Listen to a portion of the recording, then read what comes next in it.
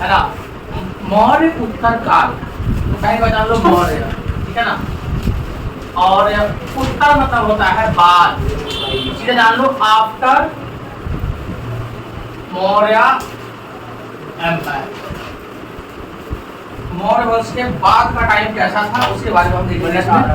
हाँ आप लिख लो, कोई बात नहीं, आ जाएगा। तो मौर्य वंश के बाद का टाइम पीरियड देखेंगे कि मौर्य वंश के बाद में क्या हुआ। जब तुम्हारा देखो दो टाइम से हुआ, आप सबको पता है कि जब अशोका का टाइम पीरियड था, अशोक का टाइम पीरियड था, अशोक बहुत प्रतापी राजा थे, आप सबको पता है। और अशोक का टाइम पीरियड बहुत मामले में इंडिया के लिए अच्छा भी रहा है, बहुत जगह बुरा भी रहा है। कि अशोक का टाइम पीरियड क्या होता है कि जब अशोक अपना बौद्ध धर्म के लेकर के वो ज़्यादा झुकाव हो जाता है, बौद्ध धर्म को मानने लग जाते हैं, भैया बुद्धिज्म को ही मानना है, अब हिंसा नहीं करना है, अहिंसा पे फोकस करना है। हिंसा जो है खराब चीज़ है, जब ये सब आइडियोलॉजी के दिमाग में आने लग जाती है तो उन्हें शस्त्र त्याग दिए। अब जब देखो जब कैप्टन ही अगर जैसा कैप्टन होता है ना वैसा ही टीम होता है ना। और कैप्टन ही डिफेंसिव होगा तो पूरा टीम डिफेंसिव होगा, कैप्टन अगर अट्रैक्टिव होगा तो पूरा टीम अट्रैक्टिव होगा। यहाँ पर क्या होता है कि जैसे ही अशोक ने क्या किया कि बौद्ध धर्म को अपनाया, शांति का संदेश उन्होंने पूरे विश्व में देना शुरू कर दिया। कहा जाता है कि देखो तुम्हारा जो दुश्मन होता है ना, तुम अच्छे हो गए हो, इसका मतलब ये थोड़ी कि पूरी दुनिया अच्छा हो गया है। पूरी दुनिया जैसी थी वैसी है और जैसी है वैसी रहेगी भी। जैसे अशोक ने बौद्ध धर्म को अपनाया तो आने वाले टाइम पीरियड में अशोक के जो पुरखे द्वारा, मतलब कि मगध के पिछले राजाओं के द्वारा जो बनाया हुआ औरा था ना, जो समझो भौकाल जो था इनका, वो धीरे धीरे धीरे धीरे कम होने लगा। लोगों ने क्या किया, शांति हो गई, सेना इनकी कमजोर होने लग गई, सेना शांति के मार्ग पर चली गई, ये पूरे विश्व को शांति का पाठ देने लग गए। तो बाहर से बहुत सारे आक्रमण मगध के गद्दी पे होना शुरू हो गया। आगे के दौर में क्या होता है कि तो तुम्हारा मौर्य वंश का जो आखिरी राजा होता है उसका नाम क्या होता है, बृहद्रथ। बृहद्रथ को उसी का सेनापति पुष्यमित्र शुंग जो है वो मार देता है। और क्योंकि उस टाइम पर वो बौद्ध धर्म बहुत ज्यादा फैल गया था, और देखो कोई भी चीज फैलता है तो पॉजिटिविटी के साथ, लेकिन उसमें नेगेटिविटी भी ऐड होना शुरू हो जाता है। धीरे धीरे के टाइम पे क्या हुआ कि बुद्धिज्म फैला तो, लेकिन बाद के टाइम पे जब बुद्धिज्म को मानने वाले थे वो हिंदू सनातन धर्म को ही डिस्ट्रॉय करने की बातें करने लग गए। जैसे आजकल भी आप देखते होंगे टीवी चैनल सब पे कि तमिलनाडु का एक मंत्री है, अब उसका बेटा है कहता सनातन खत्म कर देंगे, ये कर देंगे, वो कर देंगे। तो वो नया नया जो कोई आदमी बनता है ना, वो होता है सावन का मेंढक की तरह, टर वो करते रहता है, उसके बस का कुछ नहीं होता है, उसके बस का कुछ भी नहीं होता है। वही हालत होता है नए नए बने हुए लोगों का, वो चाहते हैं कि हम साम्राज्य खत्म कर देंगे, हम सिस्टम खत्म कर देंगे, हम ये खत्म कर देंगे।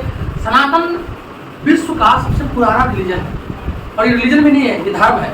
इसमें कहीं कहीं इतनी छेड़छाड़ हुई है ऊपर से नीचे तक, जब आप हिस्ट्री पढ़ते हो तो आप यहाँ पे देखते हो कि जाति प्रथा नाम का तो कोई चीज ही नहीं सनातन में, यहाँ तो वर्ण व्यवस्था है। तो क्या ये वर्ण व्यवस्था, आज जो लोग कहते हैं कि वर्ण व्यवस्था खराब है, जाति प्रथा खराब है, क्या वो खुद फॉलो नहीं करते?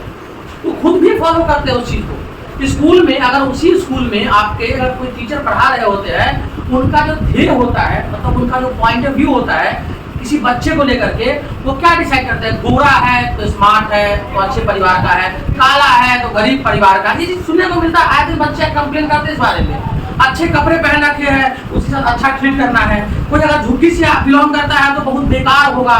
कोई अगर बिल्डिंग के लड़के लड़कियां दारू नहीं पीते, गांजा नहीं पीते हैं, सबसे ज्यादा ड्रग्स का सप्लाई तो वही होता है, सोसाइटी में देखा हो क्या नंगा नाच नहीं होता वहाँ। लेकिन बदनाम किसको करना है, गरीब को। आज भी तो वही परंपरा है। आज तो तुम्हारे चाचा अगर IAS बन जाएंगे और उनका जो बेटा होगा और तुम दिहाड़ी मजदूर रह गए, मान लो खुदा ने खाते तुम्हारे पिताजी रिक्शा चलाते हैं, तुम्हारे चाचा जो है तुम्हारे IAS है, तो तुम्हारा चाचा तुम्हारे बाप को रास्ते में नहीं टोकेगा। ये बात हम सबको पता है इस चीज को। उसके लिए उसकी जाति के IAS वाले जाति जो होंगे उसके भाई बंधु बन जाएंगे, अब तुम उस जाति में नहीं है। और ये चीज हम में से सबके साथ होता है। चेक कर लेना अपने रिश्तेदारी में, चेक करके तो ज्यादा पैसा वाला होगा उसका उसी क्लास को रिश्तेदारी बना रहा होगा। तो मौर्योत्तर काल में बहुत ज्यादा डिफरेंसेज आए, तो कुछ आक्रमण बाहर से भी हुए क्योंकि आपकी सेना कमजोर थी, और कुछ आक्रमण अंदर से भी हुए क्योंकि आपको इंटरनली लग गया था लोगों को कि अब ये जो है इतना बड़ा मगध की गद्दी कोई आदमी संभाल नहीं सकता है। तो दो तरह से जो आक्रमण हुए मौर्योत्तर काल में, उसमें पहला जो आक्रमण था वो दो तरह से, एक विदेशी शासक और एक तुम्हारा था विदेशी शासक। एक ध्यान रखना, देशी शासक का आक्रमण था, एक विदेशी शासक का आक्रमण था। जब देशी शासक की बात आती है तो यहाँ सबसे पहला जो नाम आएगा वो आएगा शुंग वंश का, जिसके राजा थे तुम्हारे पुष्यमित्र शुंग। तो शुंग वंश, शुंग के बाद आता है कर्णव, कर्णव के बाद है तुम्हारा सातवाहन। आपने बहुत जिक्र सुना होगा एनसीईआरटी में सातवाहन राजाओं के बारे में, सातवाहन का जिक्र होगा। उसके बाद होगा चेदी, और जो आपका इसका भी आपने जिक्र सुना होगा, चेदी, सातवाहन, कर्णव और शुंग। ये 4 राजवंशों का जिक्र आपने अपने एनसीईआरटी के पाठ्य पुस्तिका में जरूर सुना होगा। और जो विदेशी थे उसमें था पहला इंडो ग्रीक, दूसरा था तुम्हारा शक, जिसके नाम में शक सवर चलता है, तुम्हारा डेट जो चलता है कैलेंडर, शक सवर था। उसके बाद तीसरा जो था तुम्हारा वो था हिंद पार्थियन, और चौथा था तुम्हारा कुषाण। कुषाण वंश पे बहुत सारे क्वेश्चंस पूछते हैं आपके कि इंडो ग्रीक पे कब होते हैं, शक और कुषाण पे ज्यादा क्वेश्चंस होते हैं। तो ये देखिए, ये देशी रियासत था आपका, तो देशी राजवंशों का हमला हुआ मौर्योत्तर काल में, और ये विदेशी था जिन्होंने मौर्योत्तर काल में इन राजवंशों पर हमला किया। ठीक है ना। सबसे पहले जानेंगे हम इसमें कि शुंग वंश के बारे में। इसका जो सबसे प्रमुख राजा था उसका नाम था पुष्यमित्र शुंग। पुष्यमित्र शुंग था, और इसने क्या किया था कि मौर्य वंश के आखिरी राजा बृहद्रथ, बृहद्रथ नाम था उसका, बृहद्रथ, बृहद्रथ, बृहद्रथ को मार दिया, और मार करके ये क्या किया कि इसने नया स्थापना किया था, नए राजवंश का नाम रखा शुंग वंश। शुंग वंश पुष्यमित्र शुंग वंश कहा जाता है कि ये भारद्वाज गोत्र का था, इसका गोत्र भारद्वाज था, और इसने अश्वमेध यज्ञ भी करवाया था। तो आप लोगों के दिमाग में आएगा कि अश्वमेध यज्ञ, जैसा आपने रामायण पढ़ा होगा, तो अश्वमेध यज्ञ क्या होता है कि ऐसा यज्ञ जिसमें एक राजा अपने राज्य से एक घोड़े को पूरे क्षेत्र में भ्रमण करने के लिए छोड़ देता है। वो घोड़ा निकलता है, श्वेत घोड़ा, और चारों ओर भ्रमण करता है। उस पर लिखा होता है कि जिस भी राज्य से होकर के गुजरेगा वो राज्य ऑटोमेटिकली जिस राजा ने उस घोड़े को भेजा है उसके अधीन हो जाएगा, और अगर किसी ने इसे रोकने की कोशिश की तो उस राजा को, जिस राजे का वो घोड़ा है, उस राजा से युद्ध करना पड़ेगा। मतलब डायरेक्टली शब्दों में अगर कहा जाए तो ये लड़ाई यहाँ ताकत का था, यहाँ वर्चस्व की लड़ाई थी। क्योंकि ये दिखाने का नौबत पुष्यमित्र शुंग के सामने क्यों आया? सवाल ये बनता है ना कि आखिर पुष्यमित्र शुंग ने अश्वमेध यज्ञ क्यों किया?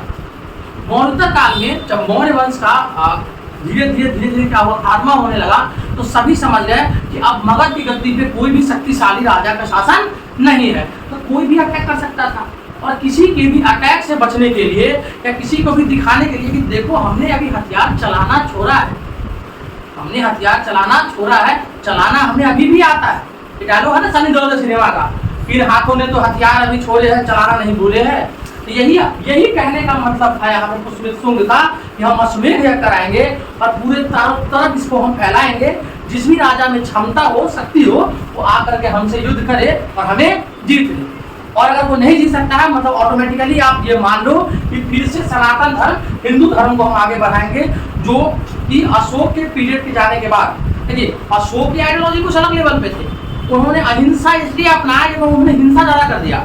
फिर बाद के वर्षों में बौद्ध धर्म को मानने वाले लोगों ने इतना हिंसा किया कि जोर जबरदस्ती से लोगों को कन्वर्ट करने लगे। आए दिन आप सोशल मीडिया पे देखते होंगे, नए बौद्ध धर्म अपनाने वाले लोग की हरकतें आप देखिएगा, वो हर किसी को गालियां दे रहे होते हैं। वो बुद्ध के सिद्धांतों को साफ भूल गए कि बुद्ध का सिद्धांत क्या है, शांति का सिद्धांत है। आपको कहीं देखते हैं वो उसको गाली दे रहा है, कभी तमिलनाडु से गाली दे रहा है, कभी यहाँ से गाली दे रहा है, कभी वहां से गाली दे रहा है। क्यों आप भाई, क्यों? क्या मतलब बनता है? आपको अगर बात आ जाएगी ना, जब इस्लाम पे बात आ जाएगी बोलने की ना, तो फट जाएगी। आप जानते हैं वहां तो सीधा सब तंज सीधा कर देंगे वो लोग। और सनातन मान थोड़ा शांतिपूर्वक लोग होते हैं, उनको तमाशा हल्ला हंगामा करना पसंद नहीं होता है। इसके लिए कभी भी अशांति नहीं फैली, देश सबका है। हमें किसी भी जोर जबरदस्ती से कोई भी किसी भी रिलीजन को आगे नहीं बढ़ा सकता है। रिलीजन आगे बढ़ता है आदमी के खुद की मर्जी से। आज अगर जो क्रिश्चियन धर्म या मुस्लिम धर्म इतना आगे बढ़ा, तो ऐसा थोड़ी है कि जोर जबरदस्ती से सबको बना दिया होगा। कुछ प्रमाण है जहाँ जोर जबरदस्ती से बनाया गया, कुछ प्रमाण है जबरदस्ती से। अगर तुम किसी लड़की को जबरदस्ती से प्रपोज करो, तुम्हारी गर्लफ्रेंड बन जाएगी। 1 दिन 2 दिन 4 दिन के लिए बन जाएगी, उसके बाद क्या होगा, वो छोड़ के भाग जाएगी वो। आपने भी कि तुमको हम कहे जबरदस्ती मेरे यहाँ बैठो पढ़ने के लिए, तुम कभी बैठोगे? कभी नहीं बैठोगे। जबरदस्ती ना तुम कभी याद कभी नहीं आता है, तो तुम्हारा मन हो तो अपने आप ले आने लग जाएगा, है ना कभी। तो ये चीज होता है ना उसमें, क्या जबरदस्ती के साथ में कब तक चलाएंगे आप? नहीं चला सकते ना, कोई भी काम जबरदस्ती नहीं हो सकता है। तो एक तरह से कह सकते हैं कि इसके बाद जब पूरा टोटली तौर पर आपका मौर्य वंश कमजोर हो रहा था, तो पुष्यमित्र शुंग ने क्या किया, सबसे पहले इसको आगे बढ़ाने का काम किया। अब देखो, अब हम शुंग के बारे में देख रहे हैं, तो सबसे पहली बात आता है कि हम सबको पता है कि ऐतिहासिक प्रूफ या ऐतिहासिक प्रमाण, आपने सुनो किया था नहीं किया था, नोट तो करने कम से कम। ऐतिहासिक प्रूफ या ऐतिहासिक प्रमाण आप तभी किसी चीज का देंगे जब क्या होता है कि जब आप देखेंगे कि वो कहाँ से प्राप्त हुआ और कहाँ से वो मिला था। तो रुक सकता है, रुको तो इसको बंद मत कर देना, रुक जाना थोड़ा।